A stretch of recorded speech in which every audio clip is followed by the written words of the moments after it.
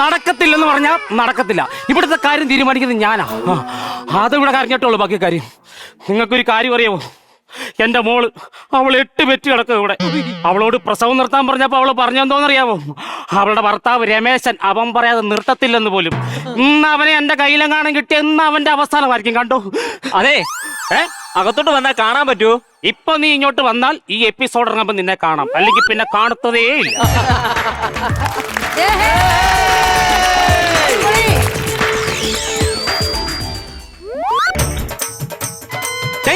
നീയാ? കഥ ഉടക്കി. ഞാൻ പറഞ്ഞില്ലേ ഒരു 8ന്റെ പട്ടികയുടെ കാര്യം ഇപ്പൊ പറഞ്ഞില്ലേ? ആ പുസ്തകമാണ് ഈ വന്ന് നിൽക്കുന്നത്. നീ എന്തിനു വന്നേടാ അവിടെ? എന്റെ ഭാര്യ ഒന്ന് കാണണം. നിന്റെ ഭാര്യ ഒന്നും വിടില്ല. എനിക്കങ്ങനെ വഴക്കുണ്ടാക്കാനൊന്നും സമയമില്ല. എന്റെ ഒരു സാധനമുണ്ട്, അതെടുത്തിട്ട് ഞാൻ അങ്ങ് പാം. നിന്റെ എന്തോ സാധനം ഇവിടെ കിടക്കുന്നു? ഭാര്യ. നിന്നോട് ഞാൻ പറഞ്ഞിട്ടുണ്ട് രമേശ, എന്റെ ചെത്തിയ മുറ്റത്ത് കയറിപ്പോകലെന്ന് പറഞ്ഞിട്ടുണ്ട്. അതെനിക്കറിയാം. അതുകൊണ്ടല്ലേ ഞാൻ ആ പുല്ലുള്ള പറമ്പിൽ കൂടെ വന്നേ. എടാ അതല്ല, എന്റെ മിറ്റത്ത് കാലുകുത്തല്ലെന്നാ പറഞ്ഞത്. അതെന്നാ? എനിക്ക് മിറ്റമില്ലാത്തോണ്ട്. പ്രസവിച്ച് കിടക്കുന്ന അവളെ കുഞ്ഞിനെ കണ്ടിട്ടേ ഞാൻ പോവും. അതൊരിക്കലും നടക്കത്തില്ല. അതിനാ? എടാ തവളകൾ പ്രസവിക്കാറില്ല, അത് മുട്ടയിട്ട് പെരുകത്തതേ. അതാണോ കിളറാൻ ഞാൻ പറഞ്ഞേ? പിന്നെ പ്രസവിച്ച് കിടക്കുന്ന അവളെ കുഞ്ഞിനെ കണ്ടിട്ടേ ഞാൻ പോകത്തുള്ളൂ. ഇതൊക്കെ പറയാ. നീ ഇപ്പൊ എവിടുന്ന് വരുന്നു? ഞാനിപ്പോ എവിടുന്ന് വരുന്നു? മണ്ണടി. മണ്ണിനടിന്ന് വരാൻ നീനോടാ വരയാണോ? എന്തെന്ന് വരയാണോ?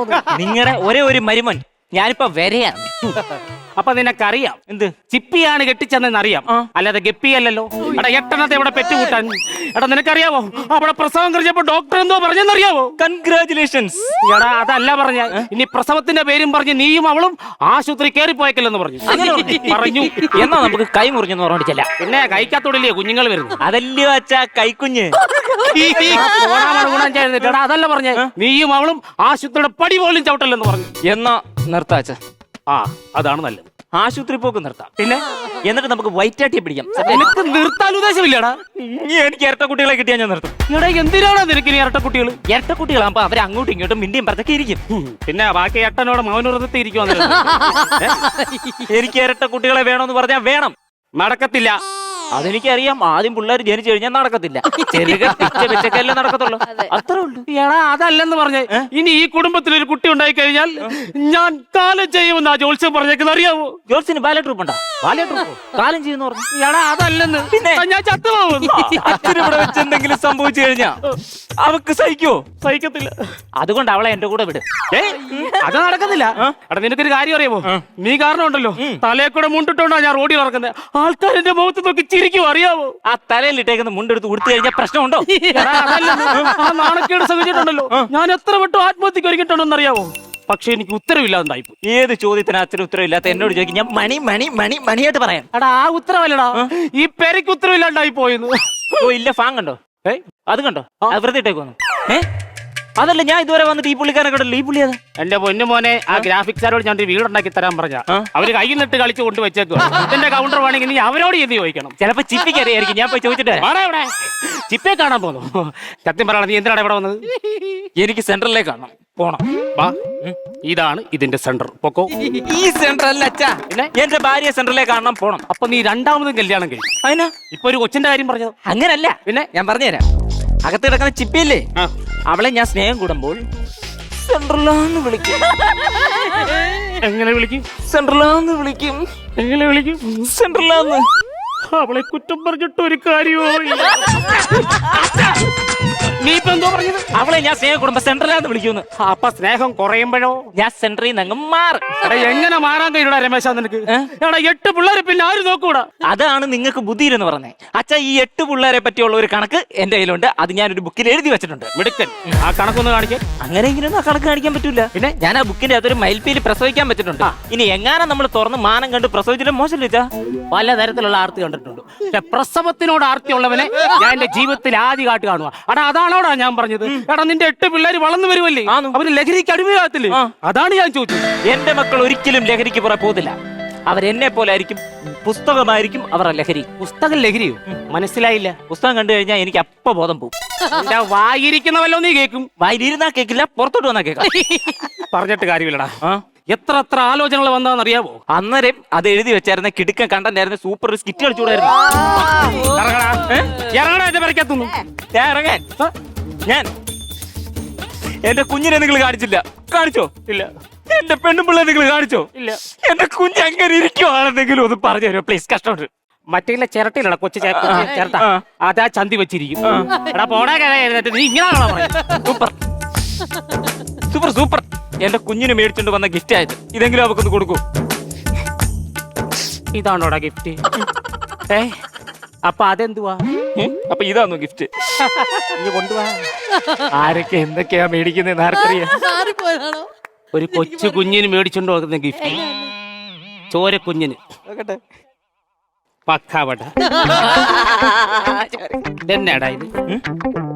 കൊതുക് തിരി, അരിയുണ്ട, ഒരു ബീഡിയും കൂടെ മേടിക്കാൻ വയ്യായിരുന്നു. അതിനാച്ചാ പാൽ കുടിക്കാൻ കഴിയുമ്പോഴേ കൊച്ചിനൊന്ന് പുകയ്ക്കണമെന്ന് തോന്നിയാലോ? എടാ പോടാ ഇതാണോടാ മേടിച്ചോണ്ട് വരുന്ന കൊച്ചിന്? ഞാൻ ഇന്ന് കാണിച്ചു തരാം. അയ്യേ, ഞാനോടാ കാണിക്കുന്ന നീ?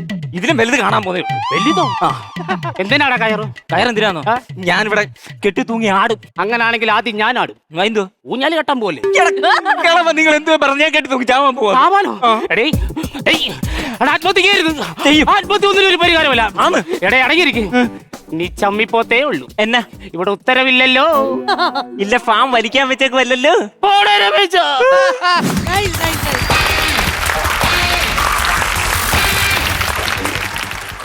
നല്ലായിരുന്നു, കൊറേ ചിരിക്കാനുണ്ടായിരുന്നു. ഷൈൻ ആൻഡ് ശരത് ഷൈൻ ചെയ്തു. നല്ലൊരു തോട്ടാട്ടോ. അതെ അതെ. ചെറിയൊരു സാധനത്തെ നിങ്ങളത് പിടിച്ച് നല്ല രീതിയിൽ നിങ്ങൾ കളിച്ചു. ഗംഭീര ആർട്ടിസ്റ്റുകളാണ്. അതെ അതെ അതെ. കുറച്ച് തമാശകളൂടെ ഒക്കെ വന്നിരുന്നെങ്കിൽ നന്നായിരിക്കും എന്ന് മാത്രമേ ഉള്ളൂ. അത് നിങ്ങൾ ഇനി അടുത്തിലുണ്ടാകണം കേട്ടോ. ഓക്കെ മക്കളെ, നിങ്ങൾക്ക് ഇഷ്ടപ്പെട്ടോ? ചിരിച്ചോ ഒരുപാട്? സൂപ്പർ. ശരി, അപ്പൊ ബാറ്ററി എത്രത്തോളം ചാർജ് ആയിട്ടുണ്ട് എന്നുള്ളത് നമുക്ക് ആദ്യം കാണാം. ഓക്കെ, യാ.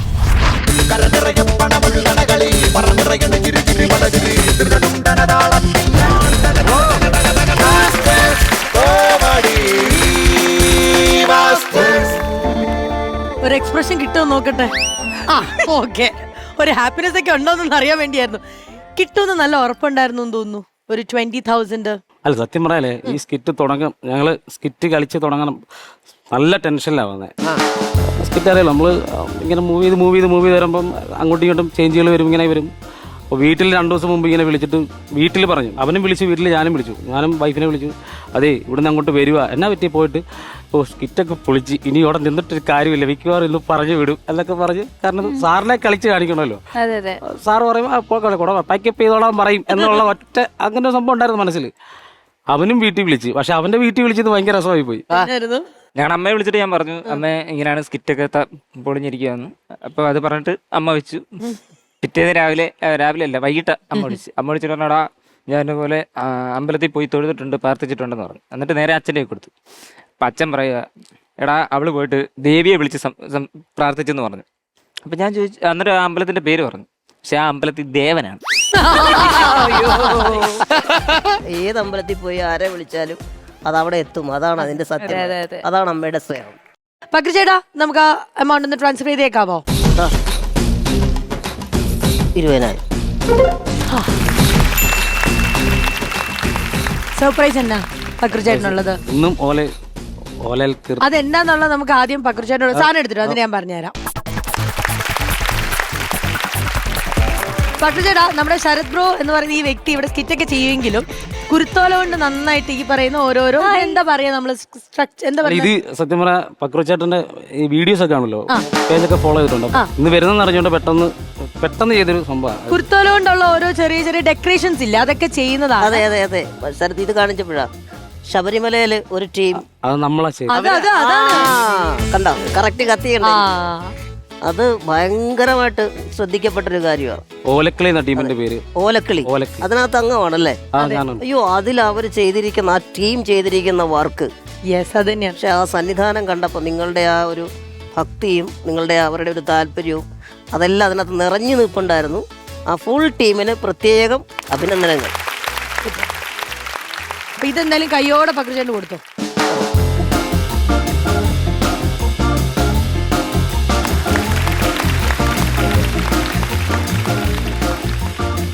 ഇദ്ദേഹത്തിന്റെ കയ്യിൽ ഇതിരുന്നപ്പോഴേ ഇവിടെ നിന്ന് നോക്കുമ്പോ നമുക്ക് അത്ര മനസ്സിലാവൂല. ക്യാമറ കറക്റ്റ് ആയിരിക്കും. നോക്കിയേ, എന്തൊരു വർക്കാന്ന് നോക്കിയേ. ശരത്തെ, കൺഗ്രാറ്റ്സ്, നന്നായി, താങ്ക് യു. അതെ, അത് മാത്രമല്ല പ്രകൃതിക്ക് ദോഷവും ചെയ്യൂല, പ്ലാസ്റ്റിക്കും ഇല്ല, ഒന്നുമില്ല, പക്ക ഓർഗാനിക്, ബയോഡിഗ്രേഡബിൾ. ഭയങ്കര രസമുള്ളൊരു ബൊക്കെ. ഓക്കെ, അപ്പൊ എന്തായാലും പക്രുചേട്ടാ ഹാപ്പി ആയില്ലേ? ഞങ്ങളും ഹാപ്പി ആയി. അപ്പൊ അടുത്ത അവിടെ വരുമ്പോ ഇനിയും ഒരുപാട് സമ്മാനങ്ങളുമായിട്ട് വരിക. ഞങ്ങൾക്ക് ഒരുപാട് ഇഷ്ടപ്പെടുന്നുണ്ട്.